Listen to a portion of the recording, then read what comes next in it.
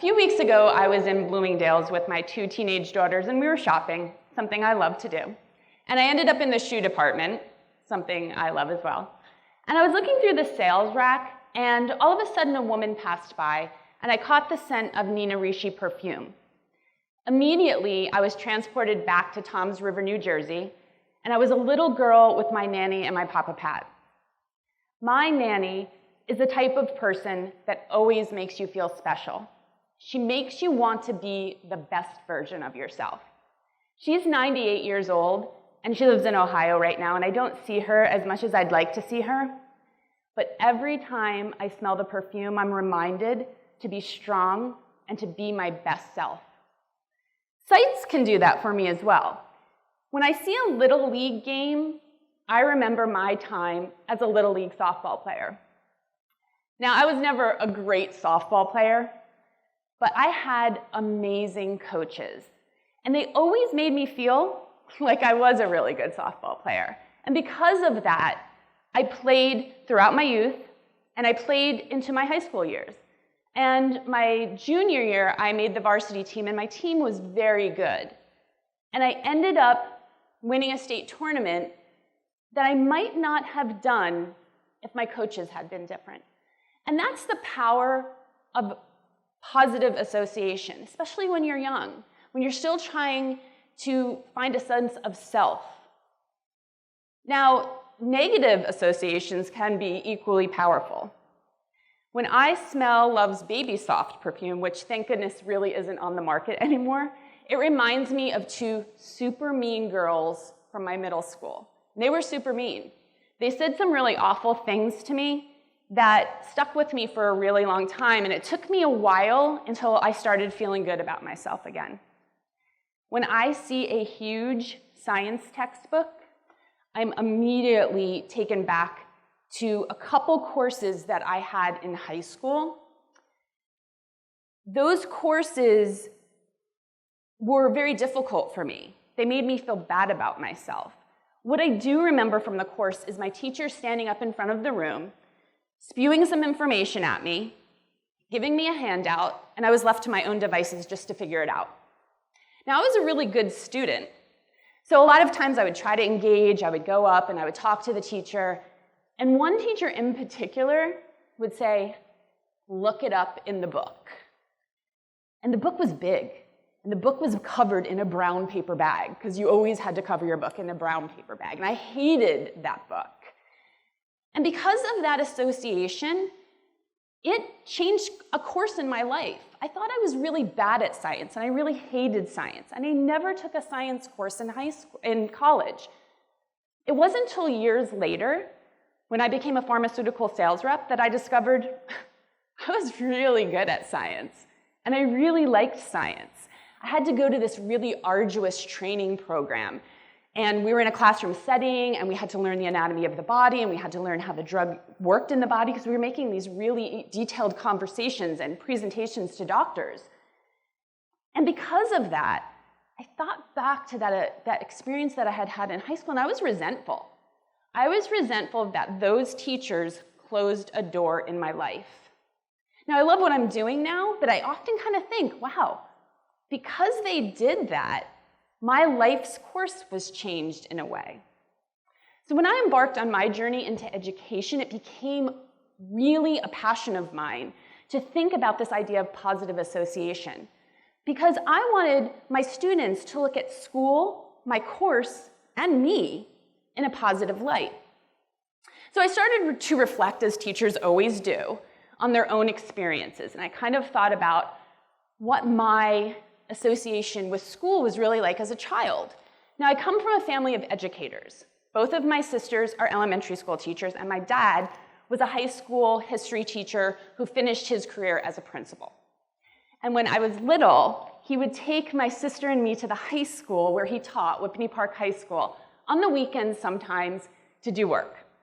Now, when you're a kid and you're in an empty high school, the hallways are canaverous and everything's kind of magical. And this was the 70s, the mid-70s. So every classroom had a chalkboard, and you can write on it with the chalk, and there was overhead projectors, and had like the markers that you could erase, and there were ditto machines. So you had to make your handout and transfer it onto a ditto and not make a mistake, and then that's how you got your copies. And I thought all of that stuff was super cool. But the thing I loved the best was the library. I hadn't really seen a library before. I mean, this room filled with books on any topic you could imagine. You went to the card catalog and you could look up anything and you could find a book. So I thought a school was like a playground. So my first entree into real school, I never went to nursery school, was kindergarten. And kindergarten was all about Mrs. Koch Fair. I can envision Mrs. Koch Fair in my head right now. She was a little older. She never wore pants. She always had a skirt or a dress on. She was pretty firm, but had like these gentle boundaries, and all you wanted to do was please her. And I wanted to please her because I wanted to earn points to play in the wooden kitchen. The wooden kitchen was magical. It had pots and pans and play food and a spatula. I don't know why I loved it, but I loved the spatula. You could like flip the eggs. The other thing that I remember about kindergarten was snack time. We had the same snack every day. We had graham crackers, and you could get chocolate milk or regular milk in the little cartons. Now, you didn't have 10 different types of snack, and you didn't order it. You got graham crackers. And I don't remember anyone saying, I hate graham crackers. I'm not eating the graham crackers. Everyone ate the graham crackers. And I loved them. I love them. To this day, graham crackers mean kindergarten to me. First grade was Miss Petlinski. And Miss Petlinski was the most beautiful human I had ever seen. She looked like Cher. She had long, dark hair. She parted in the middle. She wore pink frosty lipstick. She had white nails. So beautiful. And aside from her being beautiful, Miss Petlinski taught me to read. Wow, what a magical thing. We had a reading program called SRI, and you were a color. You were blue or purple or red. You weren't accelerated, middle, low. You didn't change levels. We didn't use language like that, right? So you were just a color. And if you did the little assessments, you got to go to a new color and maybe got a sticker. So everything was just so great. So I credit her in large part for my love of reading. But then I go back to this idea of association, right? Why has my love of reading never changed over the years? It really hasn't. Because we know that reading peaks in elementary school and drops off significantly through middle and high school. So that became a big thing with me. Why is this happening? So I, again, thought back. So my association with reading when I was little was vacation. We never flew when we were young. I didn't fly till college. So I was in the car all the time. Whether we were going to the beach or we were going to Disney, we were in the car. So I'd pack my little bag, I'd have my snack, I'd have a coloring book perhaps, and my book. And it was in the car that I went through the wardrobe to Narnia. And it was in the car, going on vacation, that I hung out in Walnut Creek with Laura Ingalls Wilder. So that was magical to me. And I thought everyone loved to read, especially people from my generation, because there wasn't a heck of a lot more to do. You played outside, there were 13 channels on the TV, right? So you read. But my cousins are like, nah. So as adults, like I said, I come from a family of educators. 2 of my cousins are also teachers. One's an administrator. And we would talk, and they're like, nah, I hated to read when I was little. I'm like, why? They're like, yeah. Mom used to put us in our room and say, it's reading time. You have 20 minutes to read in your room. And again, my generation, your room was boring. It was really punishment, right? Because you didn't have a TV, you didn't have a phone, you didn't have anything. Kids nowadays could live in their room for a month, right? I always say if they have a refrigerator, they could live in there. But we thought it was punishment. So they associated, my cousin's like, I always thought it was like a punishment to have to read in a room. So I kept thinking, wow, it's these associations that kind of last with us, right? Because what we're finding is that as kids get older, reading becomes work. They can't delineate leisure reading and work reading. It all just becomes work, right? As you get older, you're assessed on it. You're looking for research. You're trying to find things in your reading. You're not doing as much leisure reading. So people will say, well, little kids should do fun things at school. When you're big, you have responsibilities. The work becomes more arduous. You have to do it. But I think what we're really missing is the operative word is kid. right? You're still a kid in middle and high school. So as educators, we have to remember we're not just disseminators of information. We're in the human connection business, right? So we have to, again, look, why are they losing this sense of wonder? Learning should be empowering. And for some reason, the kids are looking at reading as just work. And we all know work is not that fun. So it became a passion of mine to bring this enlightenment with reading back into my classroom. So the curriculum at my school is filled with wonderful things. I mean, I love teaching The Catcher in the Rye and Macbeth and The Crucible. And I think they're all super important and very, very enriching to a young person's life. But it leaves them really just not too much time to read for pleasure. So over the past few years, I've been involved in this wonderful program that my school does. It's called the Independent Reading Program, and it's based on the work of Penny Kittle and her book called Book Love. Her premise in the work is that if we put books in their hands that they love to read, they're going to want to read more. Makes sense, right? So as a department, we started the program and we gave the kids a minimum of 10 minutes every single day to read anything that they want to read. They make the choice. Now, in my classroom, I made a choice that I wasn't going to assess them on this at all. No page counts, no how many books have you read, no accountability in terms of that. Because again, I think work and assessment are linked together, and it's not so much linked with leisure, right?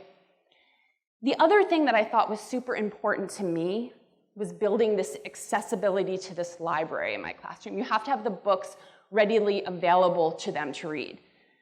So I've done a million things. I've gone to library sales. I've bought books of my own. But I wanted the library to be really rich with titles that they would really, really connect to. And now I haven't read all the books in the classroom, but I've read many of them. So when I have a reluctant reader, I can offer something up to them. I can talk to them about something. Because I think that ability to have that discourse with the students is vital to the program. The other thing that I did in my classroom is I set up a tea and hot chocolate station in the back of the room. So when they come in after a really stressful morning or a really stressful test, they can go and make themselves a cup of tea or hot chocolate, sit down, read their book. Again, it's that association, right? Chocolate is pleasure. I want to get that in the room, just like Mrs. Cokefair did for me with the graham cracker. Associations are powerful, and so are teachers. It hasn't happened to me very often, but a couple times during my career as a teacher, I've had colleagues say to me, I don't care if the kids like me. That's not my job. My job is to teach. I think that's a really strange statement. Can we learn from someone we don't like? Yeah, of course we can. But think of how much more you could learn if you really liked that person. Now, when I say like, I mean respect. That you feel safe in their classroom. That you know at all times that teacher has your back. The greatest compliment a student has ever given to me was when he said, I found your course to be really challenging, but I always knew you wanted me to do well. We have a superpower as educators. We have the power of human connection. We can close a door so tightly that it can change the direction of someone's life. Or we can open it so wide that the learning never stops. Because let's face it, if we're all being honest, we all want to be the Nina Ricci perfume. And we want to be the softball coaches. And no one wants to be the Love's Baby Soft. It smells really bad. One of the best things about my job is when former students contact me and want to get together, just to talk about what's going on in life. I've been to colleges and I've seen some of my students in plays. I've been to other schools and watched them in athletic performances. But my most favorite thing is to sit down with them over a cup of coffee. And I had the pleasure of doing that a couple weeks ago with two of my former students. We met at this really cute place in Summit, the type of place that makes the little pictures in your phone. And we were sitting, and one of my students grabbed his cup, took a sip, it happened to be hot chocolate, and he said, "Mrs. Fallon, do you know what this reminds me of? It reminds me of reading The Glass Castle in your class." And we went on and we talked about the book a little bit. And I thought to myself, sometimes in class, it's not the assessments or the discussions that we have that tell you how well you're doing. Are you truly connecting? But in that moment, I knew that I was doing something right.